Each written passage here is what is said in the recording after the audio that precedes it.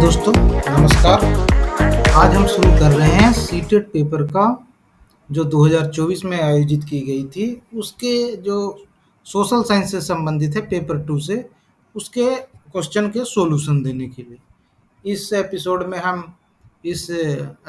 कहें या इस क्लास में हम आपको 2024 में जो पेपर हुआ था, उसका हम सॉल्यूशन कर रहे हैं।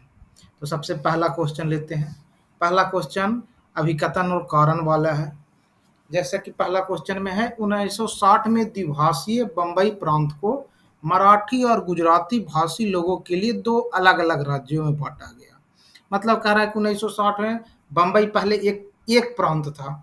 जैसे कि कोई और, जैसे आज के अगर हम देखें कि बिहार और झारखंड दोनों एक था, उत्तराखंड और उत्तर प्रदेश एक था, और जैसे कि मध्य प्रदेश और छत्तीसगढ़ एक था। तो पहले उसी प्रकार बम्बई प्रांत एक राज्य था, जिसमें मराठा और मराठा यानी महाराष्ट्र, आज के महाराष्ट्र जो है, और गुजरात दोनों एक ही इलाके था।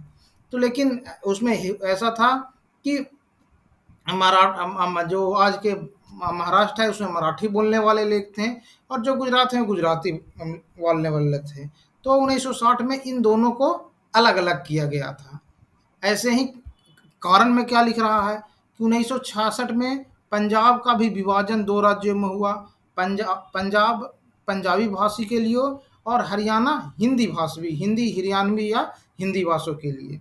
तो इसमें हमें विकल्प में चुनना है। तो जैसे पहला का है अभिकथन है और एक कारण है, लेकिन बात दोनों सही है। तो 1960 में हाँ विभाजन हुआ था दोनों का। ऐसे ही 1966 में पंजाब प्रांत पूरा था, पंजाब हरियाणा मिला के, और बाद में जाके 1966 में दोनों अलग किया था। दोनों बात सही है, लेकिन ये जो है कारण जो है जो 1966 वाला दिया है, वो उसका अभिकथन को व्याख्या नहीं कर रहा है। तो हम इसका हमारे इसमें इस क्वेश्चन में हमारा आंसर होगा ए और आर दोनों सही है, लेकिन आर जो है ए की व्याख्या नहीं कर, व्याख्या ऐसा करेगा जो इसके बारे में बताएगा कि ऐसा हुआ क्योंकि के रूप में जवाब देगा कि क्योंकि ऐसा हुआ या कैसे हुआ।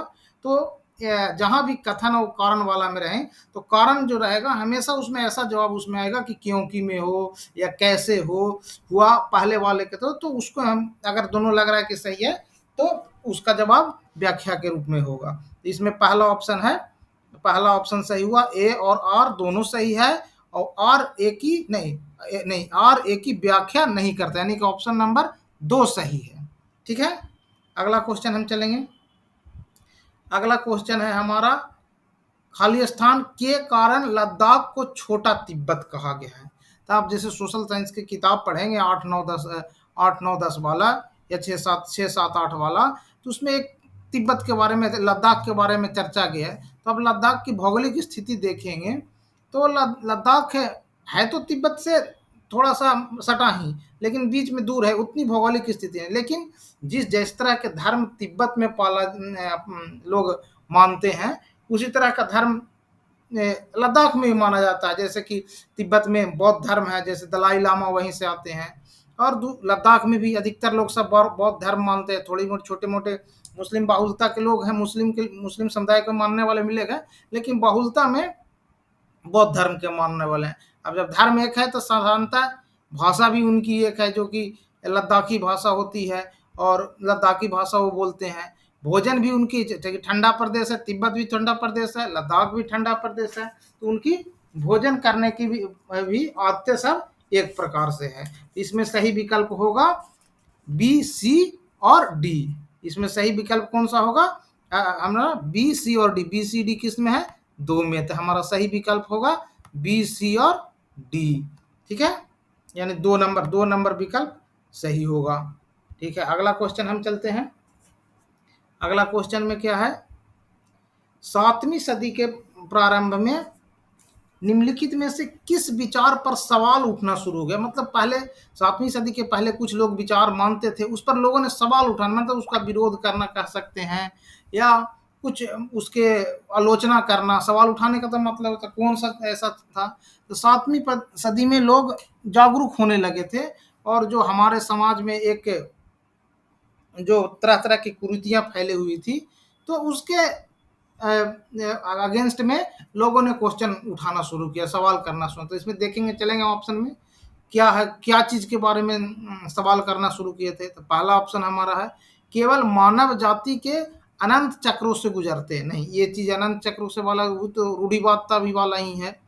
सभी व्यक्ति जन्म से समय से समान होता है, ये चीज फैला हुआ था, इस पर ये तो था ही, लेकिन ये सवाल नहीं उठा रहा था। व्यक्तिगत प्रयासों से पुनर्जन्म के छुटकारा पाया जा सकता है, ये तो फैला हुआ ही था। सवाल मतलब जो पहले से है उसी पर आलोचना हो रहा है। तो सामाजिक विशेषाधिकार के किसी जन्म का परिणाम है, सामाजिक विशेषाधिकार किसी जन्म का परिणाम है। जैसे उस समय था कि लोग जातिगत जो जाति विशेष था कि अगर तुम पिछले जन्म में कुछ अच्छा काम नहीं किए हो तो इस कारण से तुम इस जाति में हो, या फिर सामाजिक विषय थे कि तुम ब्राह्मण हो या तुम क्षत्रिय हो तो तुम, और ब्राह्मण का ये कार्य है, क्षत्रिय का ये कार्य है, शूद्र हो तो तुमका ये कार्य है। तो इस चीजों पर लोगों ने सवाल उठाना शुरू किया था कि जो हमारा कार्य है वो जाति के आधार पर नहीं है। तो वही सामाजिक विशेषाधिकार जो मिला था कि इस समाज के लोग यही कार्य करेंगे, इस पर सवाल उठाना 7वीं शताब्दी के लोग में प्रारंभ में शुरू कर दिए गए थे। अगला क्वेश्चन है पृथ्वी के चारों ओर फैली हुई वायु की पतली परत को वायुमंडल कहते हैं। क्या चीज पृथ्वी को चारों ओर बनाए रखती है? हम तो सब लोग जानते हैं कि पृथ्वी के चारों तरफ वायुमंडल है, इस वायुमंडल के कारण ही जीवन है। लेकिन जब वायुमंडल है, हमने पढ़ा है कि पृथ्वी के ऊपर अनंत आकाश है, तो क्यों चीजें वायु भी उड़ के क्यों नहीं ऊपर चला जाता?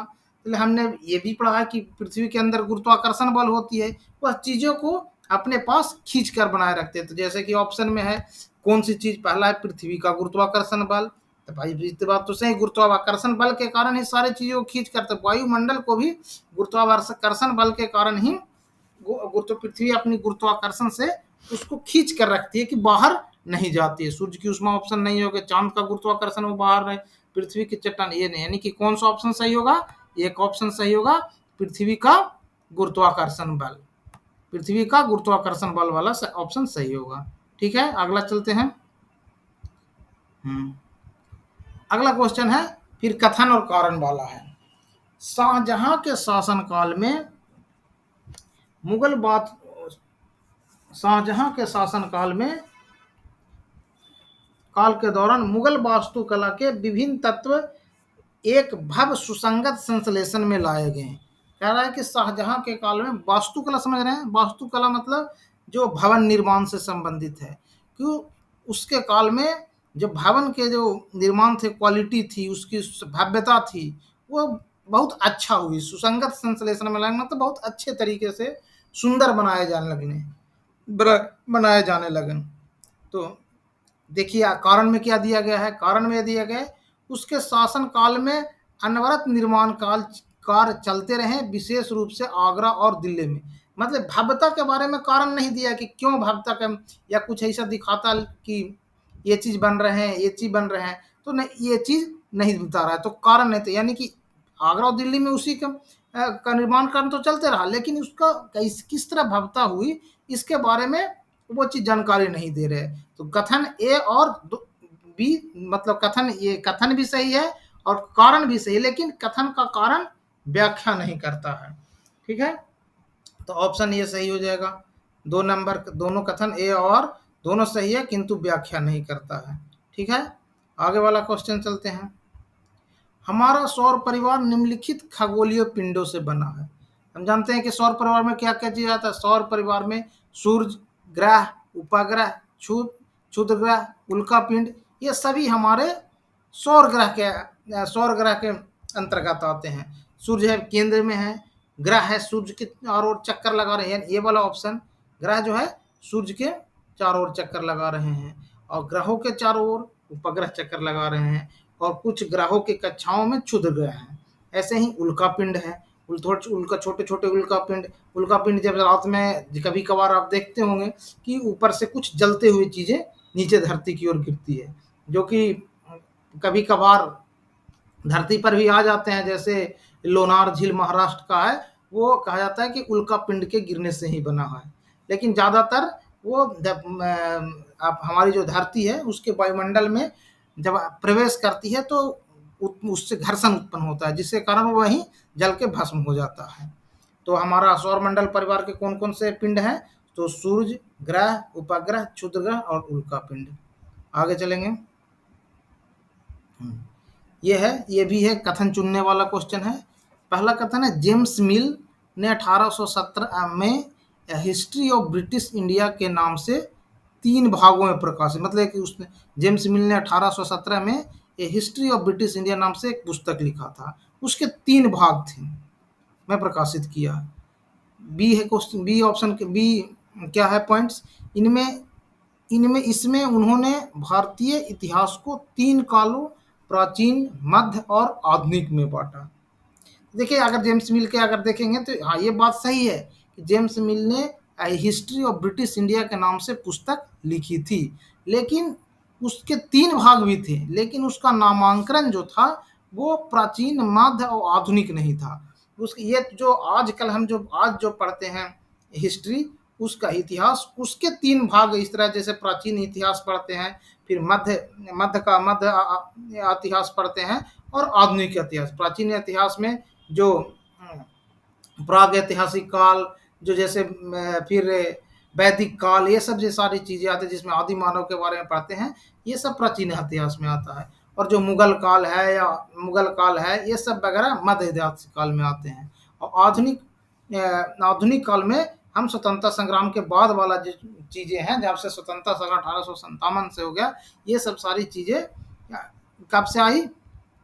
आधुनिक काल। आधुनिक काल का यानी कि मुगल काल के समाप्त होने के बाद आधुनिक काल। तो उसमें उन्होंने जो ए हिस्ट्री ऑफ ब्रिटिश इंडिया नामक पुस्तक लिखी थी, उसमें 3 भाग तो थे, लेकिन उन्होंने इस 3 भाग का नाम दिया था हिंदू काल, ये जो प्राचीन काल नहीं था, ये मुस्लिम काल और ये ब्रिटिश काल। इसकी इन तीनों नामों से उन्होंने हमारे इतिहास को बांटा था, हिंदू, मुस्लिम और ब्रिटिश काल से। तो कौन सा सही होगा? एक कथन सही है लेकिन बी गलत है। ए सही है किंतु बी गलत है, ये ऑप्शन सही हो जाएगा।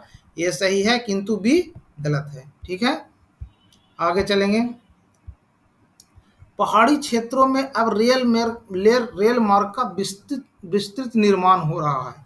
अति उपयुक्त कारण क्या? कह रहा है कि पहाड़ी क्षेत्र में अब रेल मार्ग का निर्माण ज़्यादा हो रहा है। आप देख रहे हो कि कितने सारे टनल बन गए जम्मू कश्मीर में, या हर जगह, बहुत जगह टनल बन रहे हैं, रोडों का निर्माण हो रहा है। जहाँ रोड नहीं था वहाँ भी अब रोड हो रहा है पहाड़ी क्षेत्रों में।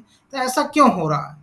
क्योंकि अब अगर आप पहले के देखेंगे कि ये अगर किसी पहाड़ी क्षेत्रों से रेल मार्ग जा रहा है, तो हम जो हम पहले के इंजीनियर थे, थोड़ा सा ये सोचते थे कि अगर थोड़ा हमें दूर रास्ता ही तय करना पड़े तो वो पहाड़ से हट के जाते थे।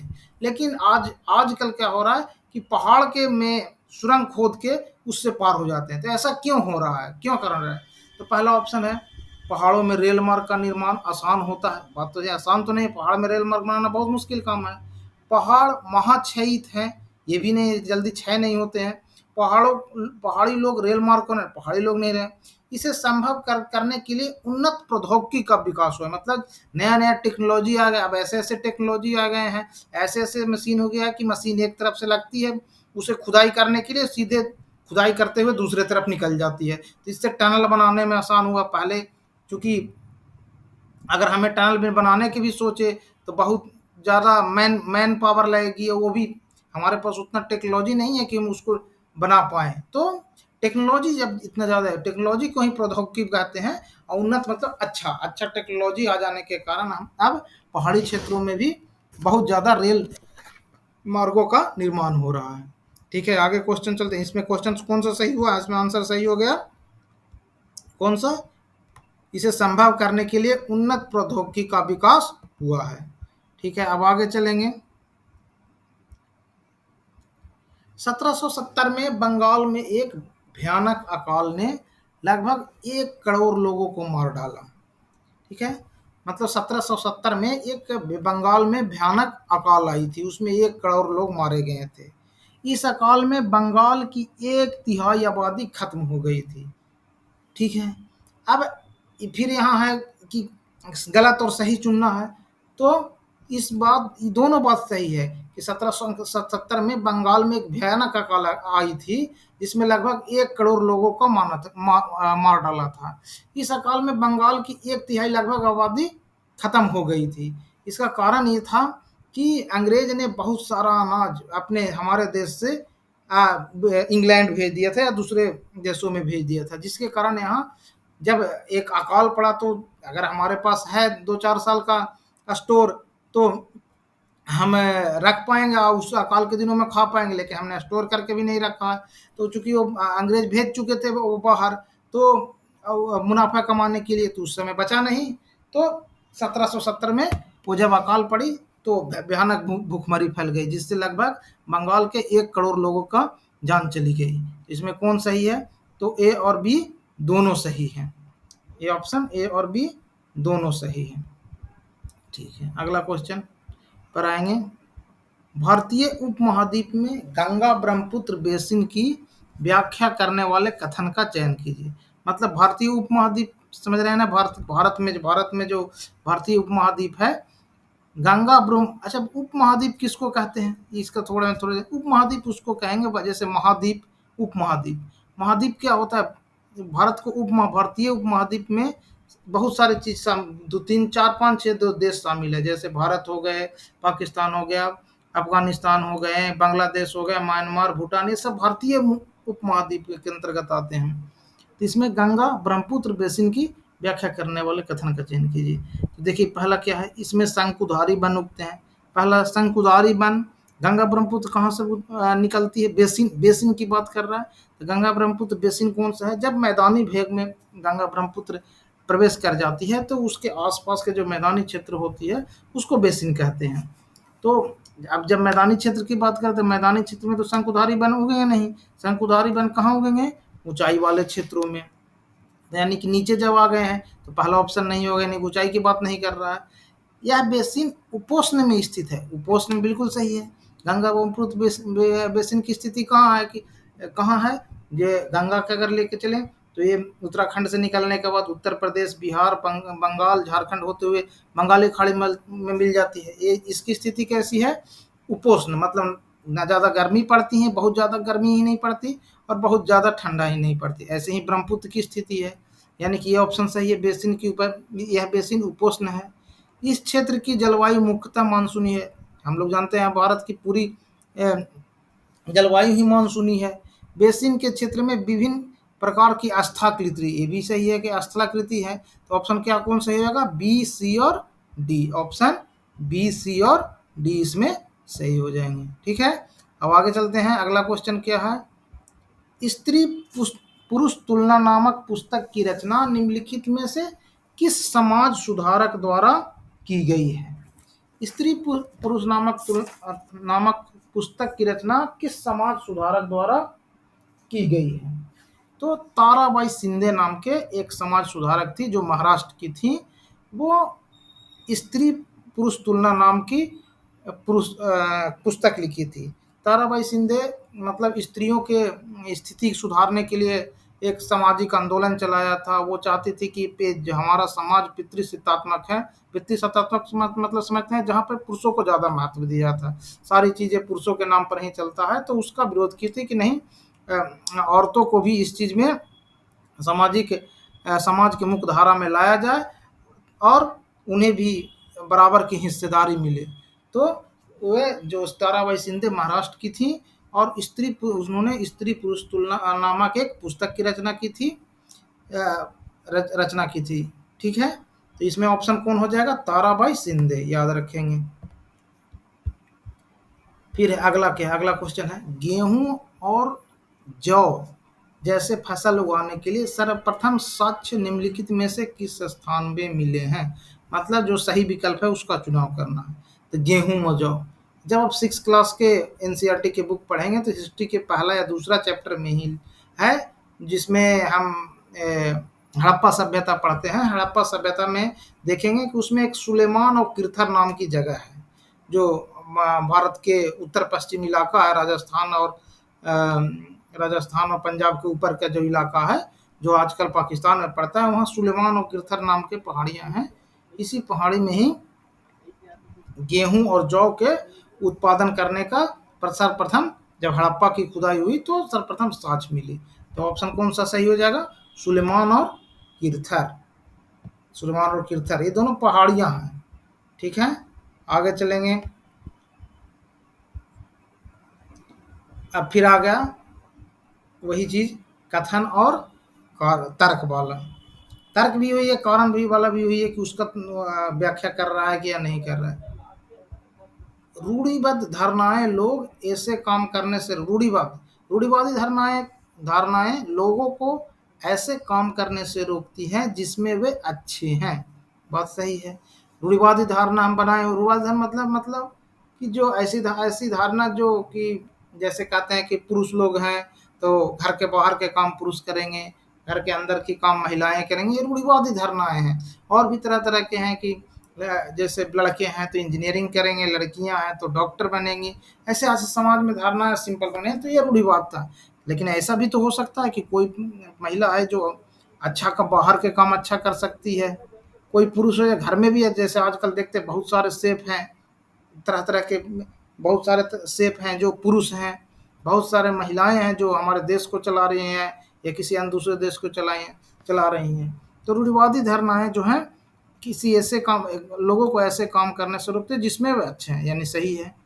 रूढ़िवादी धारणा है व्यक्ति के अनोखे गुणों और कौशलों को देखने से रोकती है तथा उन्हें एक ही प्रकार के खांचे में जड़ देती है। बात ये भी सही है कि रूढ़िवादी धारणा है हमें एक ही उसके कौशल माने अनोखा जिसमें जो गुण है, कौशल है, उसको देखने। जैसे आपने पहले डिसाइड किया नहीं ये तो लड़की है खाना ही बनाएगी, लड़की लड़की है ये काम करने के लिए योग्य नहीं है, तो यानी कि लेकिन लड़की है उसमें नेतृत्व का गुण है, वो नेता बन सकती है, कुछ और भी बन सकती है, बहुत अच्छा कर सकती है, तो अब उसको देखने से रोक देती है और एक ही प्रकार के खांचे में जड़ जाती है कि नहीं तुम तो लड़की हो, तुम उसी में काम करो। तो ये भी सही है और ये भी सही, लेकिन इस काम को कैसे रोकती है इसको व्याख्या ये नहीं कर रहा है। नहीं, ये व्याख्या कर रहा है, बता रहा है ना कि अच्छे हैं उसमें करने से रोकती। कैसे रोकती है? क्योंकि कैसे रोकती है? तो रूढ़िवाद ने उसके अनोखे गुणों को देखने से हमें रोकती है तथा एक ही खांचे में जड़ जाते हैं जिससे वो अच्छे काम करने में रुक जाए। तो हम इसको ये ऑप्शन देते हैं, ए और आर दोनों सही तथा आर एक ही सही व्याख्या करता है। सही है, ये बोला 1 नंबर ऑप्शन सही है। अगला चलेंगे। निम्नलिखित में से वायुमंडल के अधिकांश कौन सी 2 गैसें हैं? माने वायुमंडल में सबसे ज्यादा कौन सी 2 गैसें हैं? तो वायुमंडल में सबसे ज्यादा 2 गैसें हैं, पहला नाइट्रोजन और दूसरा ऑक्सीजन। नाइट्रोजन 78% है और ऑक्सीजन 21% है। यही मूल 2 गैस है, बाकी तो कार्बन डाइऑक्साइड 0.04% है, ऑर्गन वगैरह थोड़ा है। तो मेन रूप से है नाइट्रोजन और ऑक्सीजन। लेकिन एक बात तो आपके दिमाग में आता हो कि जब सभी गैसें मिली हुई होगी तो हम ऑक्सीजन ही कैसे लेते हैं? तो जब हम श्वास लेते हैं तो सारे गैस अंदर जाती है, लेकिन वहाँ पर हमारे खून से रिएक्शन ऑक्सीजन ही करते हैं। इसलिए जब वातावरण में ज़्यादा कार्बन डाइऑक्साइड वजह किसी धुएं वाले जगह में तो आप सांस लेते हैं तो दूसरा चीज़ जाता है तो वो भी रिएक्शन करने लगता है, तो हमें खांसी आने लगती है, आग महसूस होती है, घबराहट महसूस होती है। ठीक है, तो इसका ऑप्शन सही कौन सही होगा कि मात्रा के हिसाब से है तो नाइट्रोजन 78% है और ऑक्सीजन 21% है। आगे चलेंगे। वेद समाज की स्थापना मद्रास में हुई थी। वेद समाज की स्थापना मद्रास में 1864 में हुई। बात सही है, वेद समाज की स्थापना मद्रास में 1864 में हुई। वेद समाज और समाज से प्रेरित थे? नहीं, तो ये ऑप्शन का वेद समाज और समाज से प्रेरित नहीं था। वेद समाज ब्रह्म समाज से, जो कि राजा राम मोहन राय द्वारा चलाया गया था, उससे प्रेरित था। ठीक है, तो ऑप्शन कौन सा सही होगा इसमें? ऑप्शन 1 सही होगा, ए सही है तथा बी गलत है। अब वेद समाज की स्थापना किसने की थी? वेद समाज की स्थापना केशव चंद्र सेन द्वारा की गई थी। तो ये क्या वेद समाज, ये भी जान लीजिए कि वेद समाज का क्या था।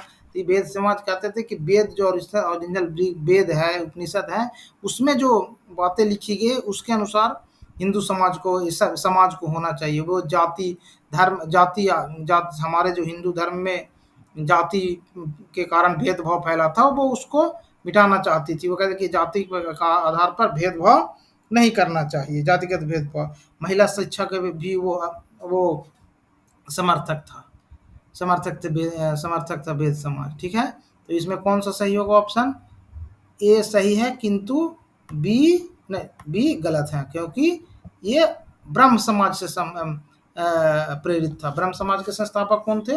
राजा राम मोहन राय। चलिए आगे चलेंगे। अगला क्वेश्चन, 1929 में बाल विवाह निषेध अधिनियम, 1929 में बाल विवाह निषेध अधिनियम पारित किया गया।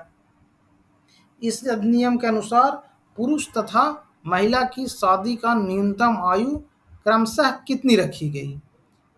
तो ठीक है, इसमें तो 1929 में बाल विवाह अधिनियम पारित किया गया था। इसमें समाज, कौन से समाज सुधारक इसमें आए थे कि आए थे? तो शारदा अधिनियम भी आया था इससे पहले। शारदा अधिनियम इससे पहले आया था। तो बाल विवाह में जब ये पारित हुआ तो इसमें पुरुषों के लिए 18 वर्ष और महिलाओं के लिए 16 वर्ष के आयु निर्धारित किया गया था शादी के लिए। इसमें ऑप्शन कौन सा सही होगा? ऑप्शन नंबर 2 सही होगा। चलिए ठीक है, अगला क्वेश्चन पर हम चलते हैं। भारत और बांग्लादेश में पटसन जूट के अग्रणी उत्पाद। भारत और बांग्लादेश पटसन यानी जूट, जिससे हमें थैला बनता है या बोरा बनता है जो चावल अनाज रखने के लिए, अग्रणी माने आगे, उत्पादक में बहुत ज़्यादा आगे हैं। पटसन की वृद्धि को बल प्रदान करने वाले तत्वों का चयन करें। मतलब पटसन की वृद्धि, पटसन के पैदावार कैसे बढ़ती है, इसके लिए क्या होना चाहिए, क्या मौसम की परिस्थिति होना चाहिए, मिट्टी कैसा होना चाहिए, इस चीज़ के बारे में हमें इस ऑप्शन दिए हुए हैं उसी के बारे में पूछ रहा है। तो यह जलोढ़ मृदा में अच्छे ढंग से में थे, बात सही है। जो भारत में है, भारत या बांग्लादेश में पटसन की जो खेती होती है, खास करके सुंदरबन डेल्टा के क्षेत्र हैं, ये जो वाली क्षेत्र है, गंगा और ब्रह्मपुत्र की बेसिन वाली क्षेत्र है, इसमें पटसन की खेती होती है। तो इसमें जलोढ़ मृदा चाहिए, हाँ जलोढ़ रही है। उच्च तापमान की आवश्यकता होना चाहिए, तो बरसात के मौसम में होता है, तो उस समय तापमान उच्च रहता है। निम्न तापमान और निम्न वर्षा नहीं, निम्न तापमान नहीं, उसको बहुत ज़्यादा तापमान चाहिए और उच्च वर्षा चाहिए। तो भारी वर्षा और आर्द्रता के ऑप्शन में आवश्यकता होना चाहिए, यानी कि ऑप्शन अच्छे ढंग से विकसित होना चाहिए। ऊंचे तापमान की आवश्यकता होती है, इसमें भारी वर्षा और आर्द्रता की आवश्यकता होती है, यानी कि ऑप्शन ए, बी और डी। ऑप्शन ए, बी और डी सही है। अगला क्वेश्चन देखेंगे हम। अगला क्वेश्चन में क्या है?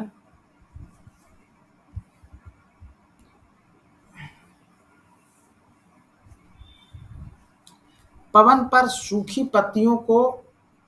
सड़क पर गिरी सूखी पत्तियों को उड़ाती है, पवन कैसे बहती है? मतलब पवन बहती कैसे है? पवन कहते हैं किसे? जब बहते हवा बहने लगती है, अस्थिर है, तब तक उसको पवन नहीं कहते। हवा जब एक जगह से दूसरे जगह जाने लगती है, हम महसूस करते हैं कि उधर से हवा आ रही है, पेड़ पौधे के पत्ते तेजी से हिल रहे हैं, तो कहते हैं कि पवन है। तो कोई भी चीज गति काम कैसे करता है? पवन खास करके गति कैसे करता है? उच्च दाब क्षेत्र से निम्न दाब क्षेत्र की ओर वायु को गति होती है, तब कहते हैं कि पवन गति करते हैं। मतलब जैसे कहीं जगह दबाव बढ़ गया, कोई भी चीज ऐसे है, जैसे हम एक बलून लेते हैं, एक इधर दबाव बढ़ते तो बलून में देखते हैं कि इधर से दबाव जैसे हैं दबाएं तो दूसरा तरफ जाके फूल जाता है बलून। तो उसी तरह हवा भी जब पवन बहता है तो इसी सिद्धांत पर बहता है। जिधर दबाव बढ़ा, वायुमंडलीय दबाव जिधर ज़्यादा हुआ, उधर से दबाव होने के कारण उधर से हवा तेजी से जिधर जिधर जिस साइड निम्न हवा रहती है, निम्न दाब क्षेत्र रहता है, उस तरफ भागता है। और वायु दाब में जितना ज़्यादा अंतर रहेगा, हवा उतनी तेजी होगा। चक्रवात वगैरह भी इन्हीं सिद्धांतों पर आता है कि जहाँ पे अगर किसी क्षेत्र में किसी एक खास क्षेत्र में निम्न दाब क्रिएट हो गया, बाहर के क्षेत्रों में उच्च दाब है, तो वहाँ की हवाएं तेजी से उस ओर घूमने लगती है। तो इसमें ऑप्शन कौन होगा? उच्च दाब क्षेत्र से निम्न दाब क्षेत्र की ओर वायु की गति, इसी कारण पवन